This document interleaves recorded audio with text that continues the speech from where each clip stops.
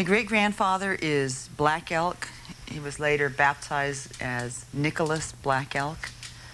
It was, I guess, his story was documented by John Neihart in Black Elk Speaks, and then later by Joseph Apps Brown in The Sacred Pipe. He was a man who very strongly advocated keeping traditional ways, traditional teachings, going back to your culture to find the right path to live. Take us back and put them in context with American history and the history of Native Americans at that time. When was he born and what was going on? Black Elk was born in the, I guess, in the 1860s, the time of heavy westward intrusion into Lakota territory. If you look at a map of the mid-1860s and what we know of as continental United States, most of what we view as continental United States was pretty much settled, except for what was called Sioux country. And so there was a lot of effort to get the Sioux to become civilized, move on to Indian reservations, take up farming, become westernized.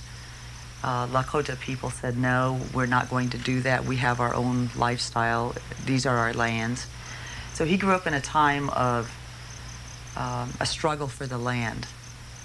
The westward movement wanting to live on the land, to take it and farm it, take the resources out of it, the gold from the Black Hills, the timber, the grasslands. And then the Lakota people saying, this land belongs to itself. We live on here. It's our land, but no one person owns it. And no one person is allowed to devastate the earth. So that was the environment that Black Elk was born into and lived in that world. In 1868, you had the signing of the Fort Laramie Treaty, which Black Elk belonged to Crazy Horse's band. Crazy Horse did not sign the treaties and died refusing to submit to any giving up of land or giving up of lifestyle, giving up of culture and religion. In 1876, we had the incident at the Little Bighorn with George Custer. Black Elk was a young boy there. And then in 1877 was there when Crazy Horse was killed. That was his cousin. In 1882, in the administration of Chester Arthur, there was a proclamation that Indian religion was outlawed. There was a notion in America that all civilized people are Christian, and Indians needed to become civilized, and therefore they should be Christianized. And so there was ordered burnings of sacred objects, confiscation of sacred objects, that Indians had to become civilized. Black Elk dabbled with Christianity, viewed Christ as a very good Indian, but couldn't figure out what these other people were doing, running around in his name, and in desperation joined the ghost dance and was one of the people who arrived at Wounded Knee after the massacre. So he lived in a time of tremendous turmoil when we were told to quit being who we are, to give up our ways, and to adopt this other way that was absolutely foreign to us. Now, I think you need to go back to the origin legend of Lakota people, where we're told that when the earth desired covering, she took of herself and created her covering and as her children. And so our belief is that all of life is related, and we are children of the earth, and that we don't have a greater right to live than anything else. In Lakota society, we don't have individual civil rights, and yet we take individualism to heights that no other society ever has. But the right of the tribe is greater than the right of an individual. And when you look at Genesis, which is the prevailing attitude, earth is a place of banishment. It's a place of exile. And man is told to dominate the earth. And so those two very different viewpoints of earth as enemy and a place of exile and earth as mother, and all things are related, are very, very different. And Black Elk lived at the very first introduction of those Western principles. He had a vision when he was young. Mm-hmm. What was that, and how did it fit into the vision of his people? Well, the vision Black Elk was given was to hold to the path given to you. I think, to summarize it in a nutshell, that if you remain who you are, that your culture and your philosophy and your theology will take you to the place you need to be in a good manner. And I think he always felt that he didn't do everything he should have done.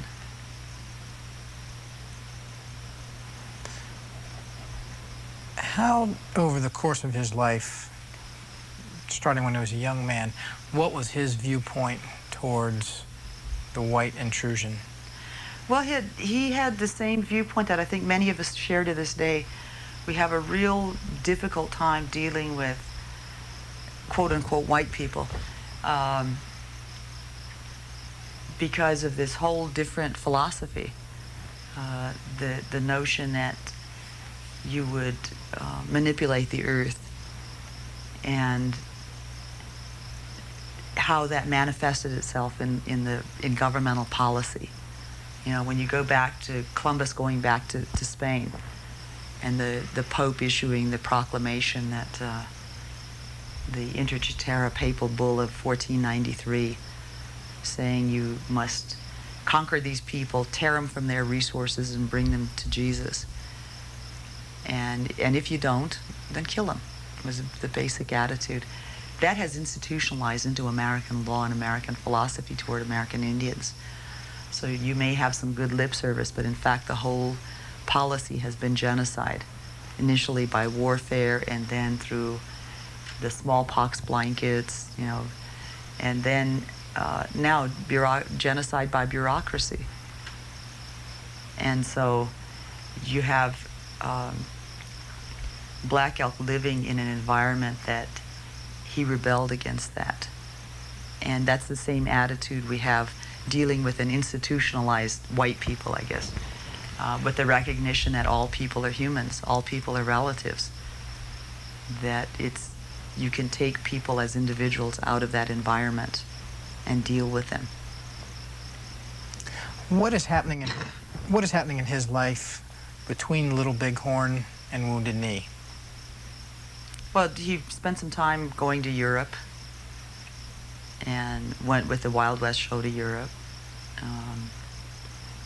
traveled around, and then decided it was time to come home. He got left over there, so he spent some time in Paris. Seemed to have enjoyed his time from the family stories, but viewed it as a great vacation. You know, it was several years, but viewed it as a good experience. And he was done with that. Came home and pretty much stayed home. And when he came home from Europe, what did he find here in South Dakota? He found utter starvation. He found children being hauled off to boarding schools, children being told not to speak their language, children whose hair was cut. We have a rule that we cut our hair only when there's a death. It's a sign of mourning. And all of these children who had no deaths in their family, their hair was being cut. People were separated from their communities, from their kinship units, being put on allotted lands, being told that their way of life, their way of worship was inferior or devil worship, and you needed to become Christianized. The ghost dance was starting up. So he came back to a very chaotic world, a world of starvation. What the government did to keep people in line was denied food rations to anybody who continued to practice the religion, and a lot of times to even voice our philosophy, that the earth is sacred, the Black Hills are sacred. This is the late 1880s. Yeah, prior to Wounded Knee. Prior to Wounded Knee. Describe what was the Ghost Dance movement and what did that have to do with Wounded Knee? The Ghost Dance movement, Black Elk's mother married Good Thunder, who was Black Elk's stepfather. Good Thunder, Short Bull, and Kicking Bear were the three people who went to see Wavoka because they had heard about the Ghost Dance. And this is interesting because we're living in a world here that is isolated. While the buffalo has been wholesale slaughtered as a way to starve out the Indians, there are trains. So these gentlemen get on a train and go to Utah, Nevada, to go see Wavoka. And come back with this different way of prayer. And it was I guess, like a Masonic cult kind of type of prayer, but it brought community together. It had some traditional elements, and our people took a lot of our sacred ceremonial songs and sped them up a little bit and used them for that ceremony, incorporated some of our culture with some of the things that were taught to them by Wavoka. The religion basically said if you dance and sing and pray, the old ways will come back. All of these people will be gone. The buffalo will come back. White people will leave. And we will return to the way of life that is appropriate for us. I think it was a religion that came to us at a time of utter desperation. But because under Chester Arthur, the religion had been outlawed, you had a massing of the 7th Cavalry, the greatest gathering of United States military might in terms of overall troops was in this area in 1890, in what culminated with the massacre of Bigfoot at Wounded Knee. What happened there? Some of our family stories that have survived in the area are that the soldiers were drunk.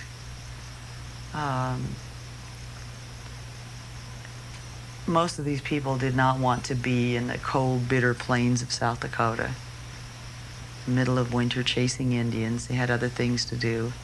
There was also resentment of Custer having been killed, and this was his division. This was the rest of the soldiers in the 7th Cavalry. And I guess now you see law enforcement call things like that wildings, where people just frenzy and riot. And so basically you had the soldiers rioting and killed their captives, or the people they were supposed to escort to the agency. Just went berserk. In a drunken frenzy. People don't look at the drug addiction of the military at that point in time. We don't think of alcohol abuse as being a drug addiction. And it's, so basically they went berserk. There's no other way to explain it. Nothing makes sense that you would just gun down disarmed people and women and children and shoot them over and over and over with, what was that day's version of a machine gun. What effect did that have on the Lakota people and Black Elk specifically, that event, and what was the result of it? Made us determine that we were going to keep our ways no matter what. There's a quote that's always that's attributed to Black Elk when he saw Wounded Knee, that something died in the muddy, bloody snow, but that if a root of the sacred tree still lives, then nourish it and let it bloom and grow and fill with, to have this flowering tree filled with singing birds.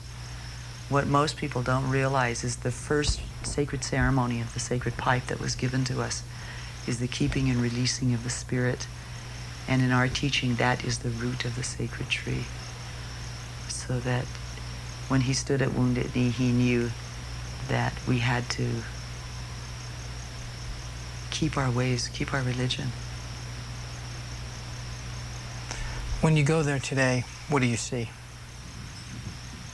I see what's physically there. What I sense is unresolved pain, unresolved loss, unreconciled anger. When the United States of America, the founding principle of the United States of America is freedom of religion, freedom of religious expression, that was denied to us then. It's still being socially repressed now. That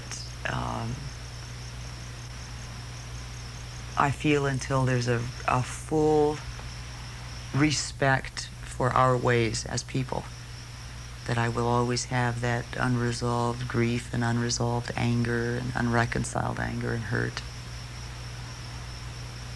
Was it a de facto end of the Indian Wars and the conflict?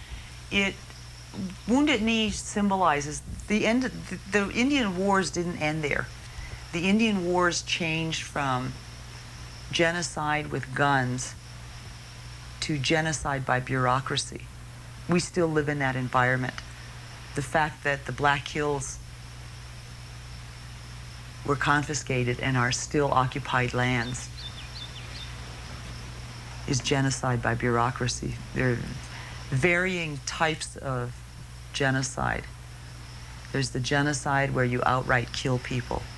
There's the genocide where you deny them identity through religious expression, through theology. You know, to deny the philosophy of the people is still genocide. And so when you are allowed to physically live but not spiritually live, that's still genocide, and that's still occurring today. You know, I think it's ironic that in this country, it wasn't until 1978 that Congress passed the American Indian Freedom of Religion Act. And all that act did was ask federal agencies to review their regulations to see if any of them denied or hampered the practice of Indian religion.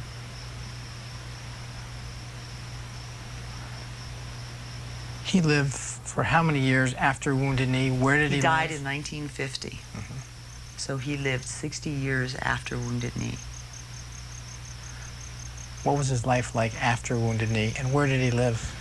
He lived in Manderson area. He found that it was good politics to hook up with the Catholic Church and be a catechist, because we weren't allowed to leave our communities without permission.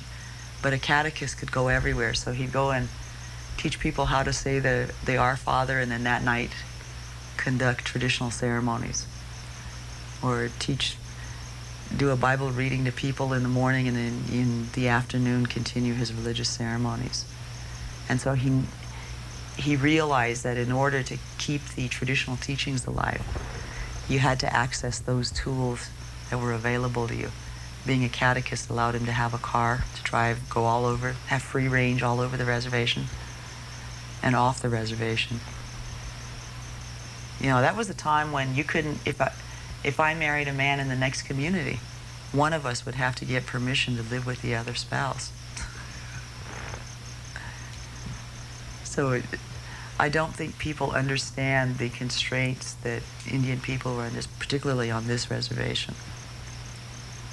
Talk a little bit about this reservation today. How big is it? How many people live here? And what is the, I guess, the economic and social?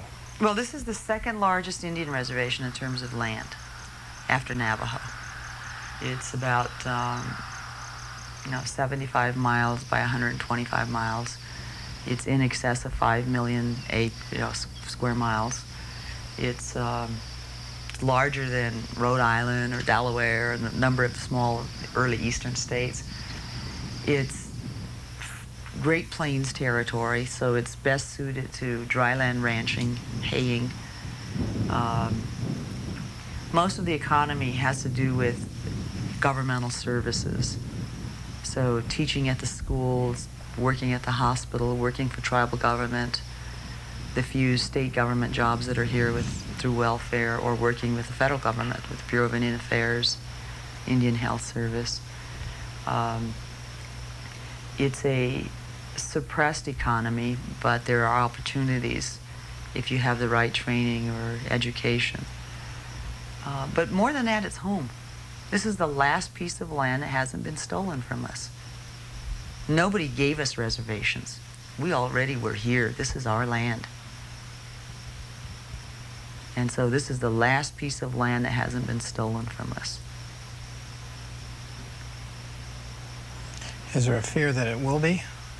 Well, there's always the fear that that people will make another run on our land. Fortunately, in South Dakota, there's very few people here. Eventually, Indians are going to be the majority in this state. Now, this is a state of old white women and young Indians. And those old white ladies aren't going to live forever. Their children are not here. Let's look at our congressional delegation. You know, Tom Daschle's children didn't grow up here. They don't have the connection that my children have to this land. They don't have a cultural connection to this land. Those children will probably never come back to South Dakota to live. My children will always be here. Their children will always be here. You know, I expect that my great-grandchildren will live here and have association with this land and have a cultural connection that someone like Tom Daschle will not have. His great-grandchildren will remember South Dakota as, yeah, that's where my great-grandfather was a senator from. So that's the big difference. We're from here, we're going to stay here. And we will never give up our struggle to be who we are and to have the Black Hills return to us, because that's so central to who we are. And I think Black Elk did his part in articulating that you have to have a life founded in culture and spirituality. What type of stories about your great-grandfather have been handed down over the years? Well, this necklace is the necklace from the ceremony of the bison and the elk. And the teaching of that ceremony is that nothing lives well except when it lives in a manner suited to the way the power of the world lives and moves to do its work. So it basically tells you, live consciously all the time, that every act in life is a conscious choice, and you have to own your choices. So understand what you do, because there are no accidents. There's no stumbling into things. Everything you do in life is conscious. You intended to do it, and you did it. And so I think some of those, the teachings are, whatever profession you're in, you're a school teacher, a homemaker, an attorney, that I think those principles are applicable to everybody, that we have to live consciously so that everything can live well all together. I think the other thing in our family that Black Elk advocated and carried into my generation was acquire all of those tools you need to continue to be Lakota in a modern world. And when you acquire a tool, don't let it be at the expense of giving up who you are. Never make that trade. So if I drive a motor vehicle, it doesn't diminish who I am as a Lakota person or as an Oglala woman. That's a tool that I use, and I don't have to give up who I am. You have some other items of your great-grandfather's. What are they, and what was the story behind them? This is a necklace from with eagle talons. And I suspect he dismantled a rosary, because that's what those beads look like. Made himself a necklace. And then his pipe bag. I keep it for the beadwork value, because it's a different style of beadwork, and it's quite old. Talk a minute about the pipe, the sacred pipe. What was the meaning of it? How was it used? And what's the tradition that's been handed down today? Well, our sacred pipe was brought to us many, many years ago. We have a saying that our sacred pipe is very new. We're just now learning about it, because we've only had it for about 3,500 years. And so it teaches you that our perspective of time is very, very different. And we were given ceremonies with this pipe, and we're told, our teaching is that when the universe was created, the universe was given a song, and every piece of the universe holds a piece of that song, but the entire song is in the Black Hills. And when we perform all the ceremonies of the pipe, that we activate that song, we strengthen that song. And so our ceremonies teach us scientific teachings. We have a ceremony of calling back the thunders.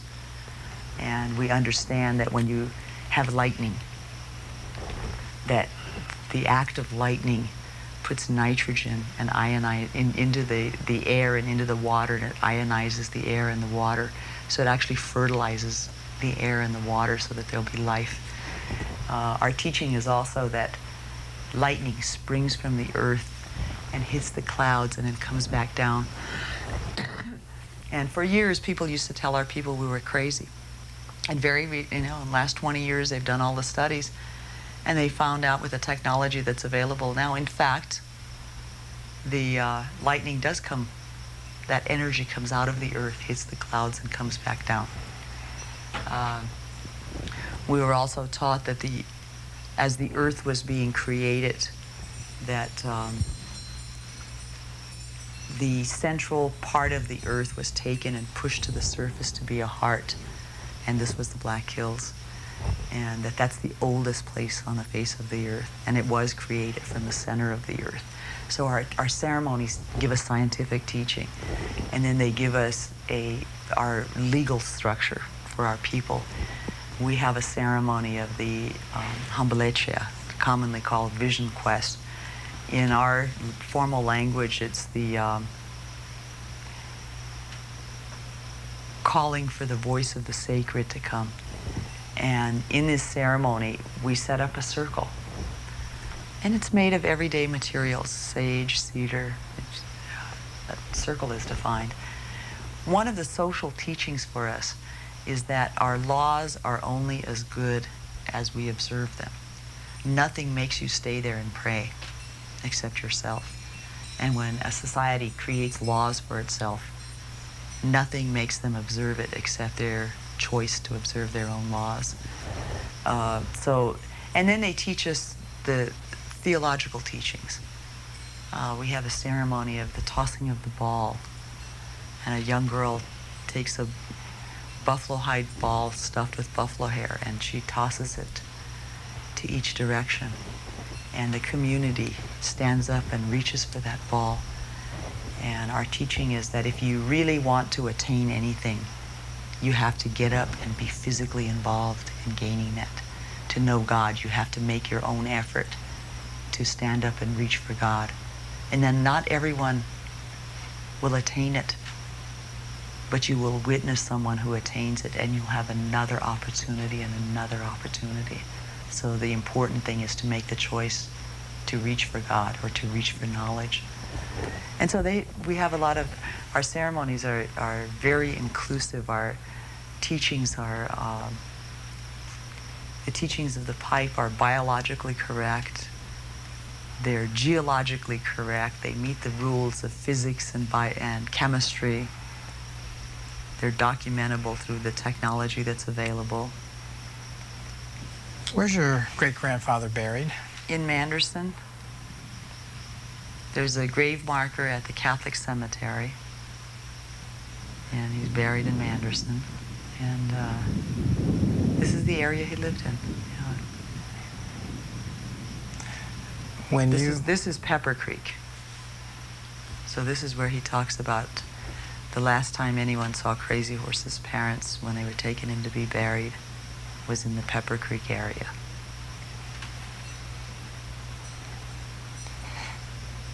When you talk with people about him, what are the one or two things you hope people can take away from his life? We have a teaching that when someone shares their vision with you and you listen to it, you accept the responsibility for doing your part to actualize that vision. And so I tell people when I talk to them, if you read Black Elk Speaks, you have a responsibility to do your part, to live consciously, to drink up all your water when you take a glass of water, so that your great-grandchildren will have fresh water to drink. And then to also respect the prayer of other people. I think it's viewed as a economic venture to proselytize people, and we don't respect people for having their own form of prayer. I'm a great believer in that the religion that's appropriate for you is the religion of your biology. And that's what we ask that people respect after reading Black Elk Speaks. And then he has many, many lessons in the book that I think are appropriate for all people in whatever environment you live in. You know, live according to the way that the universe is created. Don't manipulate the world. Don't manipulate other people. You know, respect the dignity of people. Respect the dignity of all life. I guess last question, if you had to extrapolate and he were to come home today, what do you think his thoughts might be on, I guess, the state of Indian and white relations and what life is like here in Pine Ridge today? Well, I think he would view that some progress had been made, but more progress needs to occur. We finally, in my generation, are beginning to share a more common language. I guess we speak English well enough that we can understand when someone says something in English to us. But I think he would be very, very happy. Black Elk lived in a time of utter physical suppression of Lakota religion. His son lived in a time of active Christianizing. My grandfather, Ben, was sent off to Carlisle. Black Elk's children were denied absolution by the Catholic Church for doing Black Elk Speaks. You know, so his children were religiously manipulated. My father was told that in order to be intelligent, you didn't speak the language, you spoke English. My sister and I were raised where my father didn't let us speak English because he was sent off to Europe during World War II. And for us, World War II has always been a great blessing because my father went to England and then to Germany and France. And he said, the Americans don't speak English. The German are the world's smartest people and they don't speak English. And the French are the most cultured people and they don't speak English. So he came home and we weren't allowed to speak English. And so where Black Elk lived with religious suppression, his son lived with, I guess, religious oppression. And my father lived with basically being told to deny that he was even Indian. I grew up in a time of transition where we made the choice to be Lakota. We participated in the ceremonies much more openly. I have young children who have grown up participating in religious ceremonies, and they are Lakota in a way that Black Elk was denied being once he became an adult. And so I think he would be very pleased to see his great-great-grandchildren participating in religious ceremonies. You go to a powwow, there are all young children sitting at the drum and singing. You go to religious ceremonies, there are young people being involved, there are young people singing, and that's been their whole lifestyle since they can remember. And so I think he'd be very pleased that we are Lakota. And I think he would feel that we need to do a lot more to teach the guests in our country how to behave properly.